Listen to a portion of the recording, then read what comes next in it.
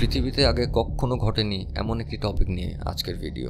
আর এই ভিডিওটি দেখার পরে আপনি যে পৃথিবীর ভবিষ্যৎ এবং আগামী প্রজন্মের সম্পর্কে খানিকটা চিন্তিত হয়ে উঠবেন এটি নিশ্চিতভাবেই বলা যেতে পারে। অদূর ভবিষ্যতে এই পৃথিবীতে তৈরি হতে যাচ্ছে এমন একটি ক্রাইসিস যেটি সম্পর্কে না আমরা কখনো শুনেছি, জেনেছি বা ভেবেছি। পৃথিবীর মানচিত্র থেকে হারিয়ে যাচ্ছে একটি দেশ। জি হ্যাঁ, প্যাসিফিক ওশনে অবস্থিত মাত্র 11,000-এর আশেপাশে জনসংখ্যার ছোট্ট এই দেশটির নাম টুভালু। আর টুভালু পরিচিত হতে পারে পৃথিবীর প্রথম দেশ হিসেবে যেটি সমুদ্রতলে ডুবে যাবে পৃথিবী নামক ভূখণ্ড থেকে। অলরেডি দেশটির প্রত্যেকটি বিল্ডিং, রাস্তাঘাট, এমনকি গাছপালারও 3D স্ক্যানিং শুরু করে দিয়েছে দেশটির সরকার। কেন করা হচ্ছে এই 3D স্ক্যানিং? কেনই বা ডুবে যাচ্ছে দেশটি? আর কি হবে টুভালুর মানুষের আগামী দিনগুলো? সেই নিয়ে এই সম্পূর্ণ video. This is the story of Tuvalu. This is the story of a sinking nation. In Tuvalu, we are living the realities of climate change, sea level rise, as you stand watching me today at COP26. We cannot wait for speeches when the sea is rising around us all the time. টুভালুর এই ভয়ঙ্কর পরিণতির জন্য দায়ী হচ্ছে climate change বা জলবায়ুর পরিবর্তন। আর একটু স্পেসিফিক্যালি যদি বলতে চাই তাহলে মানুষের অ্যাক্টিভিটিসের কারণে পৃথিবীর জলবায়ুতে যে ধরনের পরিবর্তন লক্ষ্য করা যায়, যেমন কার্বন ডাইঅক্সাইডের বৃদ্ধি বা গ্লোবাল ওয়ার্মিং, সেটাকে আমরা জলবায়ু পরিবর্তন বা ক্লাইমেট চেঞ্জ বলতে পারি। যদিও জলবায়ু পরিবর্তন সারা পৃথিবীর জন্যই ক্ষতিকারক মানা হয়, কিন্তু কেন টুভালুই এর প্রথম শিকার হতে যাচ্ছে সেটি বুঝতে হলে আমাদেরকে টুভালুর আকার, অবস্থান এবং তার আশেপাশের জলবায়ু সম্পর্কে একটু জেনে নিতে হবে। টুভালু সাউথ প্যাসিফিক ওশানের একটি ছোট্ট দ্বীপপুঞ্জ। মানচিত্রের ঠিক এই জায়গায় তার অবস্থান। আর তার আশেপাশে আর একটি দেশ হচ্ছে অস্ট্রেলিয়া, যা টুভালু থেকে 4,000 কিলোমিটার দূরে অবস্থিত। আর যদি আমরা ল্যান্ড এরিয়ার হিসেবে মাপি তাহলে টুভালু পৃথিবীর চতুর্থ সবচাইতে ছোট্ট দেশ, যার এরিয়া মাত্র 26,000 স্কোয়ার কিলোমিটারের আশেপাশে। টুভালু আসলে ছোট ছোট 9টি আইল্যান্ড নিয়ে গঠিত একটি দেশ, যার মধ্যে 6টি অ্যাটল। ভিডিওর এই মুহূর্তে আমাদেরকে অ্যাটল বা অ্যাটল আইল্যান্ড সম্পর্কে জেনে নেওয়া একটু জরুরি। অ্যাটল আইল্যান্ডকে বাংলায় বলা যেতে পারে বিশেষ ধরনের প্রবাল দ্বীপ। আপনারা অবশ্যই জানেন পানিতে মাঝে মধ্যেই নানা রকম ভলক্যানো বা আগ্নেয়গিরি বিস্ফোরিত হয় এবং পানির উপরে উঠে আসে। তারপর এটি আস্তে আস্তে ঠান্ডা হতে থাকে এবং সংকুচিত হতে থাকে। আর যত সংকুচিত হতে থাকে ধীরে ধীরে এটি আবার পানির নিচে ডুবে যেতে থাকে। যতক্ষণ এটি পানির উপরে থাকে ততক্ষণ এটির আশেপাশে বালি, পাথরের কণা, এমনকি কোরাল বা প্রবালও জমা হতে থাকে। একসময় আগ্নেয়গিরি পুরোপুরি ডুবে গেলেও বালি, পাথর আর প্রবাল থেকে তৈরি এই বেষ্টন পানির উপরে থেকে যায় এবং সৃষ্টি করে একটি চমৎকার কোরাল আইল্যান্ড বা প্রবাল দ্বীপ। আর এভাবে যে দ্বীপগুলো গড়ে ওঠে সেগুলো অ্যাটল আইল্যান্ড নামে পরিচিত। এখানে আরেকটু জেনে রাখা জরুরি যে সমস্ত অ্যাটল আইল্যান্ডই কোরাল আইল্যান্ড বা প্রবাল দ্বীপ হলেও সমস্ত প্রবাল দ্বীপই অ্যাটল না। যেমন বাংলাদেশের সেন্ট মার্টিন, সেটি একটি প্রবাল দ্বীপ হলেও সেটি কোনো অ্যাটল আইল্যান্ড নয়। অ্যাটল আইল্যান্ড আর স্বাভাবিক প্রবাল দ্বীপের মধ্যে একটি বিশেষ পার্থক্য হচ্ছে অ্যাটল আইল্যান্ড একটি আগ্নেয়গিরিকে কেন্দ্র করে গড়ে ওঠে এবং দেখতে গোলাকার হয়। স্বাভাবিক প্রবাল দ্বীপ কোনো কিছুকে কেন্দ্র করে গড়ে ওঠে না এবং দেখতে যে কোনো আকৃতির হতে পারে। মানচিত্রে আপনারা সেন্ট মার্টিনের আকার দেখতে পাচ্ছেন। আর অ্যাটল আইল্যান্ডগুলোর আরও একটি বিশেষ বৈশিষ্ট্য হচ্ছে যে অ্যাটল আইল্যান্ড অন্যান্য স্বাভাবিক দ্বীপের মতো পানি থেকে খুব বেশি উঁচুতে থাকে না। সমুদ্রের পানি থেকে অ্যাটল আইল্যান্ডের মাটির উচ্চতা থাকে খুবই সামান্য।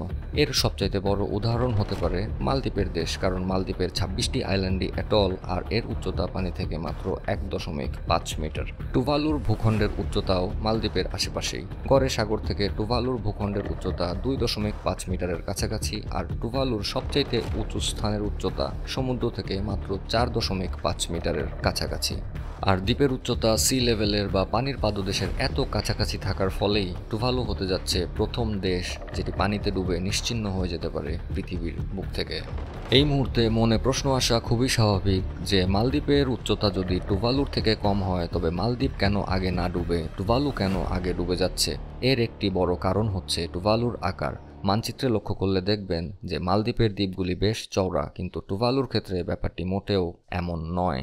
জলবায়ুর পরিবর্তনের সাথে তাদের দেশের এই আকৃতিও তাদের সর্বনাশের আরও একটি মূল কারণ। দেশটির ডুবে যাওয়ার পেছনের আরও একটি বড় কারণ হচ্ছে গ্লোবাল ওয়ার্মিংয়ের সাইড এফেক্টে গলে যাওয়া বরফ। আপনারা অবশ্যই জানেন যে তাপমাত্রা বৃদ্ধির সাথে সাথে অ্যান্টার্কটিকায় থাকা বরফ গলে যাচ্ছে এবং তাতে সি লেভেল রাইজ হচ্ছে বা সমুদ্রের পানির উচ্চতা বেড়ে যাচ্ছে। আর রিসার্চে দেখা যায় যে টুভালুর আশেপাশে সমুদ্রের পানির উচ্চতা বৃদ্ধির হার সমুদ্রের অন্যান্য অংশের থেকে বেশি। আর সেজন্যই মালদ্বীপের থেকে উঁচু থাকা সত্ত্বেও টুভালু হতে যাচ্ছে ক্লাইমেট চেঞ্জ বা জলবায়ু পরিবর্তনের প্রথম শিকার। নাসার রিপোর্ট অনুযায়ী 1993 সাল থেকে 2023 পর্যন্ত 30 বছরে টুভালুর আশেপাশের সমুদ্রের পানির উচ্চতা বেড়েছে 15 সেন্টিমিটার বা 6 ইঞ্চির কাছাকাছি, যেটি সমুদ্রের পানির গড় উচ্চতা বৃদ্ধির থেকে 1.5 গুণ বেশি। নাসা আরও বলে, সমুদ্রের পানির উচ্চতা যদি এই হারেই বাড়তে থাকে তাহলে 2050 পর্যন্ত টুভালুর আশেপাশে পানির উচ্চতা বেড়ে যাবে 20 থেকে 30 সেন্টিমিটারের কাছাকাছি। তখন হাই টাইড মোমেন্টসে বা জোয়ারের সময় দেশটির অর্ধেকই ডুবে যাবে পানির নিচে এবং 2100 সাল পর্যন্ত যেটি বেড়ে দাঁড়াতে পারে 1 মিটার, খুব খারাপ পরিস্থিতিতে 2 মিটারেরও কাছাকাছি। তাতে করে দেশটিতে বন্যার পরিমাণও ধীরে ধীরে বাড়তে থাকবে। এখন টুভালুতে বছরে 5 দিন বন্যা হয়, 2050 পর্যন্ত এটি বেড়ে দাঁড়াবে 25 দিনে এবং 2100 সাল পর্যন্ত 365 দিনের 100 দিনই এই দেশটি বন্যা কবলিত থাকবে এবং 95% দেশ ডুবে যাবে পানির নিচে। দেশটিকে তখন বসবাসের অযোগ্য হিসেবে গণ্য করা হবে। আর এর চাইতে বেশি ভয়ের ব্যাপার হচ্ছে টুভালুই শেষ নয়, অন্য সমস্ত নিচু আইল্যান্ডগুলোর জন্যও আগামীতে ঝুঁকির পরিমাণ সমান। এখন প্রশ্ন আসে, টুভালুকে এই দুর্যোগ থেকে বাঁচানোর জন্য দেশটিকে পৃথিবীর বুকে টিকিয়ে রাখার জন্য কী পদক্ষেপ দেশের জনগণ এবং সরকার নিচ্ছেন, কিংবা আদৌ কোনো উপায় আছে কি না।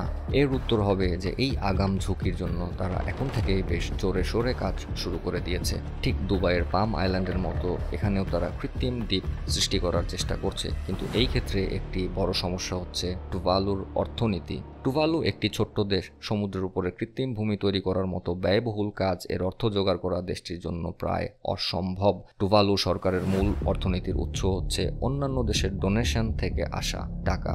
ইউকে, নিউজিল্যান্ড এবং অস্ট্রেলিয়া তিনটি এমন অন্যতম দেশ যারা টুভালুকে সবচাইতে বেশি টাকা অনুদান হিসেবে দিয়েছে। এত বাধা বিপত্তির পরেও তারা চেষ্টা করছে এবং 2024 পর্যন্ত প্রায় 20 একরের কাছাকাছি কৃত্রিম ভূখণ্ড তৈরি করা সম্ভব হয়েছে দেশটিতে। শুধু তাই নয়, বন্যার পানি ঢুকতে বাধা দেওয়ার জন্য তারা কংক্রিটের দেয়াল তৈরি করছে, ঠিক যেমনটি মালদ্বীপেও দেখতে পাওয়া যায়। তারপরেও যদি বাঁচানো সম্ভব না হয় টুভালুকে, তাহলে কি করবে এই দেশের জনগণ, কোথায় যাবে এই দেশের মানুষ? এর জন্যও তাদের কাছে একটি অল্টারনেটিভ প্ল্যান আছে, আর সেটি হচ্ছে সম্পূর্ণ দেশের মানুষকে দেশ ছেড়ে চলে যাওয়া বা স্থানান্তরিত করা।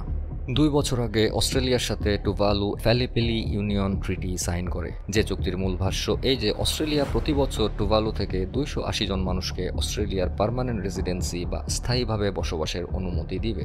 এর জন্য একটি স্পেশাল ভিসার ব্যবস্থা করা হয়, যেটিকে বলা হয় ক্লাইমেট ভিসা। আর পৃথিবীতে এই প্রথমবার যে কোনো দেশ এরকম একটি পদক্ষেপ নিয়েছে বা ক্লাইমেট ভিসা জারি করেছে। 16 জুন 2025-এ প্রথমবারের মতো এই ভিসার জন্য আবেদনপত্র ছাড়া হয় এবং যেখানে টুভালুর 8,000-এরও বেশি মানুষ বা দেশের প্রায় 82% নাগরিকই অ্যাপ্লাই বা আবেদন করে। এ থেকে বোঝা যায় যে দেশটির কতটা বিপর্যস্ত অবস্থায় রয়েছে এবং দেশটি নিয়ে দেশের জনগণ কতটা ক্ষীণভাবে আশাবাদী।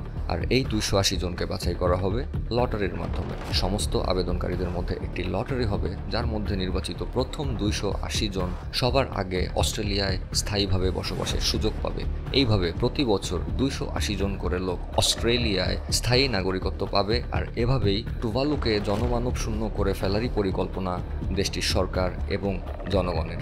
আর হিসাব করলে দেখবেন যে এভাবে 280 জনকে প্রত্যেক বছর অস্ট্রেলিয়ায় স্থানান্তর করা হলে 11,000-এর কাছাকাছি জনসংখ্যাকে 40 বছরেরও কম সময়ে, মানে ঝুঁকিপূর্ণ দিনের অনেক আগেই দেশ থেকে স্থানান্তর করা সম্ভব হবে। আর এই চুক্তির আরও একটি বিশেষ দিক হচ্ছে, টুভালুর ভূখণ্ড পৃথিবীর বুকে থাকুক আর না থাকুক, অস্ট্রেলিয়া টুভালুকে সবসময় একটি সোভেরেইন স্টেট বা সার্বভৌম রাষ্ট্র হিসেবে স্বীকার করবে। কিন্তু ইউনাইটেড নেশনসের রুলস অনুযায়ী একটি দেশকে সার্বভৌম হতে হলে তার একটি ডিফাইন্ড টেরিটরি বা নির্দিষ্ট জমি এবং পার্মানেন্ট পপুলেশন বা স্থায়ী জনগণ থাকতে হয়। আর টুভালু যদি পানির নিচে ডুবে যায় তাহলে না তার কাছে কোনো নির্দিষ্ট জমি থাকবে, না থাকবে কোনো স্থায়ী জনসংখ্যা। এমত অবস্থায় টুভালু নিজের দেশ রক্ষা করার জন্য ইউনাইটেড নেশনসের কাছে আপিল করেছে যে সি লেভেল রাইজিং এর কারণে যদি কোনো দেশ পানির নিচে ডুবে যায় তবে তাকে যেন তারপরেও দেশ হিসেবে গ্রহণযোগ্যতা দেওয়া হয় বা অ্যাকনলেজ করা হয়। একই সাথে যদি কোনো দেশ এভাবে পানিতে ডুবে যায় তবে কেউ যাতে মানচিত্র অনুযায়ী নির্দিষ্ট জায়গাটুকু দখল না করতে পারে এই আবেদন তারা ইউনাইটেড নেশনসের কাছে করে। এভাবে টুভালু নিজেদের সংবিধানেও একটি ধারা যোগ করে, যেই ধারা অনুযায়ী তারা নিজেদেরকে একটি ভার্চুয়াল স্টেট হিসেবে ঘোষণা করে। জি হ্যাঁ, পৃথিবীর প্রথম ভার্চুয়াল স্টেট বা ডিজিটাল দেশ হতে যাচ্ছে টুভালু। মানচিত্রে যে দেশটির কোনো চিহ্নই থাকবে না, সেটি টিকে থাকবে ডিজিটালি বা ভার্চুয়াল রিয়েলিটিতে। ভাবতে বেশ অবাকই লাগে। আর এই জন্যই 3D স্ক্যানিংয়ের মাধ্যমে দেশটির ডিজিটাল কপি তৈরি করছে দেশটির সরকার। দেশটির প্রত্যেকটা বাড়িঘর, এমনকি গাছপালা, রাস্তাঘাটেরও 3D স্ক্যানিং করা হচ্ছে, যাতে দেশটিকে ভার্চুয়ালি রিক্রিয়েট করা যেতে পারে, যেটি আমরা ভিডিওর শুরুতে বলেছিলাম। টুভালুর বাসিন্দারাও তাদের নানা পছন্দের এবং স্মৃতিবিজড়িত জিনিসগুলো স্ক্যান করে নিচ্ছে, যাতে তাদের দেশটির ডিজিটাল কপিতে সেগুলো রয়ে যায় এবং যাতে করে তাদের কালচার বা সংস্কৃতি হারিয়ে না যায়। শুধু তাই নয়, জানলে অবাক হবেন, দেশটিকে এমনভাবে ডিজিটালি রিক্রিয়েট করা হচ্ছে যেখানে নির্বাচনের মতো নানান সরকারি কাজও সংঘটিত হতে পারে। আর টুভালুর এই ভার্চুয়াল স্টেটের এই পরিচয়কে ইতিমধ্যে অস্ট্রেলিয়া, নিউজিল্যান্ড সহ 25টি দেশ গ্রহণযোগ্যতা দিয়েছে। আর এত কিছুর পরেও হয়তো টুভালুর মানুষজনের মনে একটুও প্রশান্তির জায়গা থাকবে না, কারণ তাদের চিরচেনা ভূমি আর পৃথিবীর বুকে জেগে থাকবে না। তারা চাইলেই গিয়ে সেই ভূমিতে আর কখনো পা রাখতে পারবে না বা স্পর্শ করতে পারবে না তাদের জন্মভূমির মাটি। আর আগেও বলেছি, টুভালু একা নয়, টুভালুর পর কিরিবাটি, নাউরুর মতো ছোট ছোট আরও কিছু দেশের উপরেও এমন বিপদের আশঙ্কা অবশ্যম্ভাবী। আর সমুদ্রের পানির উচ্চতা যদি এভাবেই বাড়তে থাকে তাহলে বাংলাদেশ বা বোম্বের নাম্বারও খুব বেশি দেরিতে নয়। ভিডিওটি এই পর্যন্ত দেখে থাকলে তার জন্য অসংখ্য ধন্যবাদ। আশা করি আপনাদের ভিডিওটি ভালো এবং ইনফরমেটিভ লেগেছে। আর যদি লেগে থাকে তাহলে ভিডিওটি লাইক বা শেয়ার করতে ভুলবেন না। আরও ইন্টারেস্টিং ভিডিওসের জন্য আপনারা চ্যানেলটিকে সাবস্ক্রাইব করুন, আমাদের চ্যানেলটিকে বেড়ে উঠতে সহযোগিতা করুন। অনেক অনেক ধন্যবাদ।